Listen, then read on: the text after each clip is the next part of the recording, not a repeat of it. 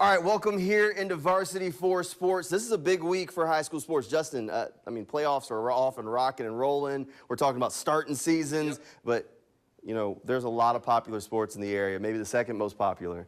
Football's one thing. Yeah. Baseball's a big one. We got baseball, basketball, soccer going on, everything. We're talking football, too. Everything is going on at this point of the year. All right, no lead-in needed. Let's talk about your top 6 baseball teams. Yep. Sorry, I'm getting distracted. All right, let's start off on this side of the wall. You got 6 over here right behind you. Clay slides in your Super 6 at number 6. How you feeling about the Blue Devils? Yeah, Josh Pershinger does a great job over there with Clay. Always a deep team to go into the playoffs. 18 wins last year, and they're a good team. Starting off at 6, and we have got probably about 15 teams that actually could be ranked. Clay starts at number 6. Okay, you've got Bishop Snyder at number 5, and we hear a lot from them talking trash to us on social media. We hear it. But Creekside Knights, they slide in at number 4. That's a pretty good starting spot for the Knights. Yeah, very good team, and they had a big 2-1 win over Providence to start the year this season. So expect a big thing. The Knights always another deep playoff team. All right, come on down to this side. We got to talk about St. John's Country Day. When you do these Super 6s for baseball, a almost locked-in spot. They're going to be somewhere in the 6, it feels like. And I probably would have had them number 1 this season to start, but Trinity Christian lost to Bowles the other night in the season opener. Did bounce back with a win. But I got St. John's Country Day, defending state champion. They're going to be back for another one, starting at number 3. All right, you mentioned Bowles sitting there at number 2, so they're sitting pretty good right now. The Bulldogs normally have some talent, especially they've had some really good pitchers come through there. Oh, man, every year, pitcher. And Mike Boswell's got another good team. Again, they beat St. John's Country Day to start the season. They're starting at number 2. And then, of course, your number 1 team. Look, this Trinity Christian team, we were talking, you've seen a lot of baseball here in the area. You ain't seen many teams like this. This team, when I say stacked, they are loaded, not just with senior talent, underclassmen all over this. John Murphy has got the best team of his tenure, and, man, we're going to hear about them in a second. They are loaded with not only college prospects, but pro prospects, too. I mean, player after player up and down the roster, absolutely stacked. So it's kind of easy. This made it a little too easy on you, Justin, to put them at number 1, right? I know. I thought St. John's Country Day, but, man, you look at Trinity's roster. They were state semifinalists last year, and they're going to be right back there this year. All right, you got a chance to catch up with those Trinity Christian Conquerors earlier this week to talk about getting their season underway. Yeah, great.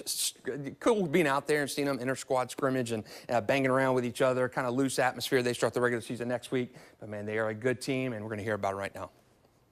One of the best rosters in area high school baseball history is right down the road at Trinity Christian. Sure, that's a bold statement, but get a glimpse of the talent. Ethan Wheeler, Tyler Ellis, and Brady Harris are all committed to Florida. Jordan Martinez and Parker Lowe are bound for LSU. Aiden Arnett is committed to Virginia Tech, and Gage Petritz to Alabama. Pitcher Aaron Watson has signed with Virginia and is a potential first-round draft pick this summer. 4 other players have signed with UNF, Erskine, Flagler College, and Dyersburg State. Head coach John Murphy appreciates that depth but knows that legacies are made on the field and not in rankings and words on computer screens. I talk to the boys all the time. In modern day, it's really cool all the coverage that we get. You see this and rankings and all that, and it's cool that people are acknowledging that, but at the same time, you still haven't actually done anything. Like, you put this team on paper, and the team's great on paper, but you have to go out and compete every night. And I remind the boys last year, we lost to 3 local baseball teams last year that are good teams, and we're going to play those guys again this year, and, we got to take care of that business. Just how talented is this lineup? The Conquerors have more players committed or signed than they have starting positions. Harris is a potential first-round pick next year. The Conquerors are ranked 4th in the country by perfect game and 7th by max preps. So what's it like going to practice daily and facing that kind of talent? Yeah, I feel like sometimes when you're actually in the lineup, you kind of overlook it sometimes and take it for granted. But then when you really sit back and watch and rewatch a game and something that's compared to other teams, it's like, holy crap, we really got it. We got it stacked and we got it blessed. We're very fortunate here to have enough talent to do what we can do. I mean, it's going to be 5 years next year, 6 years. It's just cool to see we've all grown up together and got better and surrounded ourselves with a good group of guys. And then Murph, obviously, he's coached me since I was 13. It's just cool to always be brought up by him. Trinity reached the state semifinals last season but lost to Westminster Christian.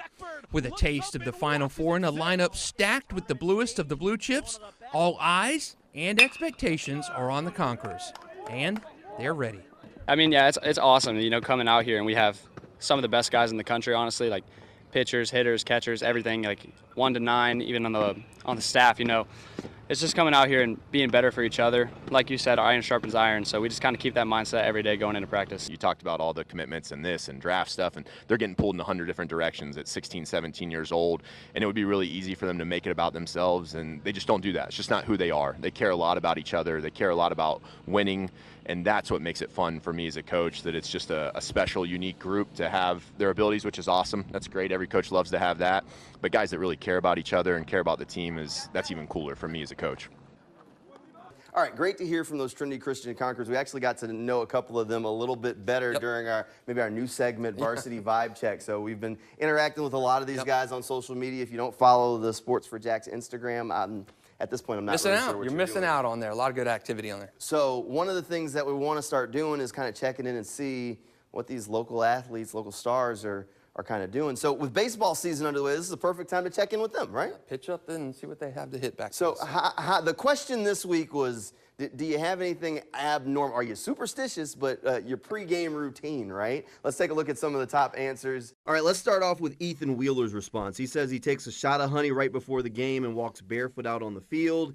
He always puts on his gear the same way and goes through the routine. Nothing too crazy for him. Nothing too, and hey, honey before game, pretty good. Just a little honey shot. That'll work. It helps out. All right, how about Owen Delaney? He said that he drinks the same energy drink before the game, same eye black design, same stretching routine, and he also listens to Timeless by Playboy Carti. That's impressive. And the BK eye game, the eye black game, pretty impressive. On point. Got to keep that consistency. Then there's Brady Harris. Speaking of consistency, check this one out. This one I think is my favorite, Justin.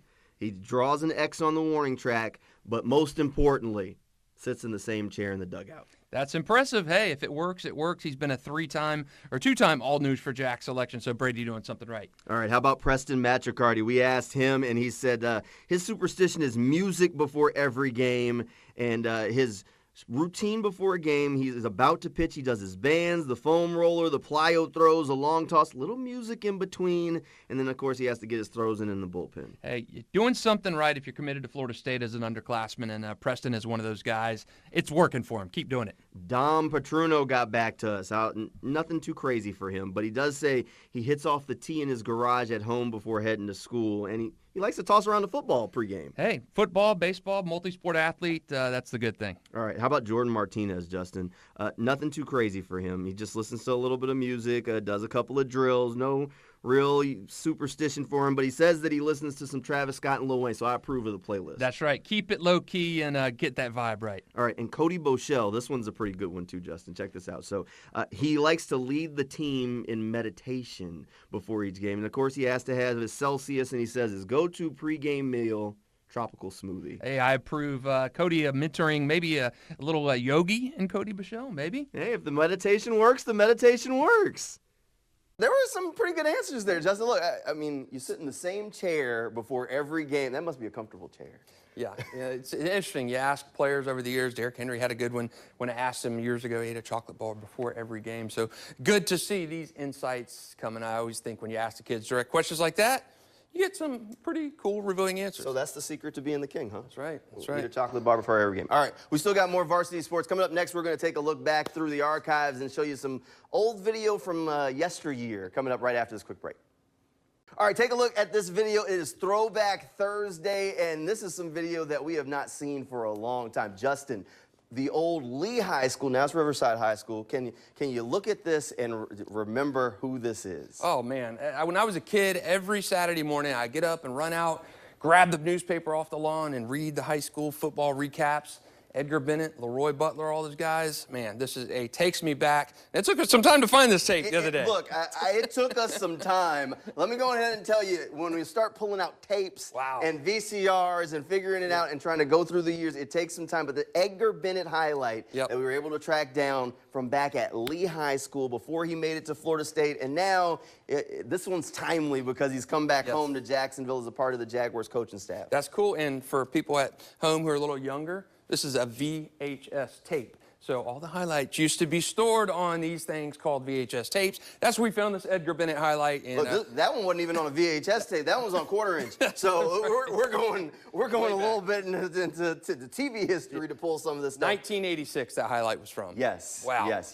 Take me Yesteryear back. for sure. But now he's back in Jacksonville, and we're going to keep doing this. We're going to go and find some of these old clips and remind you of some of the great athletes, because there have been some fantastic athletes that have come through this area, and go and see if we can track down some of the stuff, even if it means go and track down some old tapes. So just all I'm saying is just appreciate it, because I haven't touched a tape in years. Yes, it is awesome. But Chipper Jones, Derrick Henry. Derrick Henry's a little more recent than the tape. But Edgar Bennett, Leroy Butler, we have so much history and tradition in this area. We're going to try to throw it back every week and take a look at that. All right. Enough talking about former athletes. Let's talk about some more of the current athletes. So we talked about it at the top of the show. The playoffs are off and rolling. And there was a little bit of a double dip in soccer action. I mean, doubleheader back-to-back and back-to-back wins for Episcopal earlier this week. The boys and girls both got out on the field. Both of them found the back of the net. So we're talking soccer playoffs, Justin. It's always nice when the home crowd, they don't even have to leave their seat. That's right. You know, and we talked about Jay Bolt last week, the coach of both of these teams, district champ, now a playoff champ. Those guys play again tomorrow night, so it's going to be a good one. All right, let's move on to the Final Four action. We're not talking about Episcopal in this, but a lot of great soccer in the area. So in some of the bigger classifications, they're farther along in the playoffs, right? So last night we had a big round of regional final action. Mandarin-Bartram Trail. Mandarin came out with a 3-1 win. They're going back to the state semifinals. They're the only boys survivor in 7A, 6A, 5A, and 4A. So Mandarin Mustangs, head coach Jason Cooley, onward to Auburndale. And then the girls, man, these teams just continue to get it done. Bartram Trail going for its 4th state championship in 6 years, so we'll see if they can get it done. Big win last night over Niceville. Ponte Vedra going back to Auburndale to try to defend its 5A state championship. Win over Childs last night, 1-0. And then Bishop Kenny, a great win over Stanton in an all-local regional final. Crusaders are heading down to Auburndale. All 3 of those teams play next week at the Final Four. So many great girls soccer teams in our area. Hopefully one of them is going to be able to bring home a state championship. Hopefully more than one. And we're not even talking about St. John's Country Day and the other teams that are still playing in their second round matches tomorrow night. Yeah, we got a little ways to go before we get to them, but it is a busy week for high school sports. A lot of ground to cover with all these seasons kicking off, all the playoffs going on. I mean, we're going to be talking about basketball moving into state championship action in just a second. I mean, it's that time of year. Yeah, boys basketball played last night, girls played earlier this evening, and we are getting to that point of the year, the intersection of winter sports and spring sports collide. Championships, we're going to be talking about them here soon. And that's where this show really comes in handy, because if you like high school sports, Varsity 4 Sports is going to make it really easy for you to keep up with everything. Just make sure you come hang out with us every Thursday night, 10:45, right here on Channel 4. All right, your 11 o'clock news is going to start right after this quick break. Thanks for hanging out with us. We'll see you back here same time next week.